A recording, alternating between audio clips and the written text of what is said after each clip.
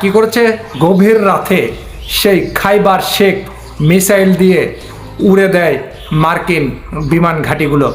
প্রিয় দর্শক, মরুভূমি, ইরানের যে মরুভূমি রয়েছে সেই মরুভূমির নাম অনুপাতে সেই মিসাইলের নাম রাখা হয় খাইবার শেখ। প্রিয় দর্শক, সেই খাইবার শেখ খেয়ে দিল সেই যুক্তরাষ্ট্রের রণতরী এবং যুদ্ধজাহাজগুলো।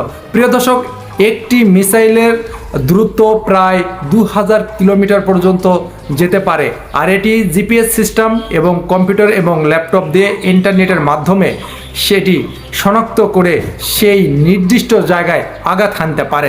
প্রিয় দর্শক, এটার ওজন প্রায় 1500 থেকে 2000 কেজি পর্যন্ত বহন করতে পারে।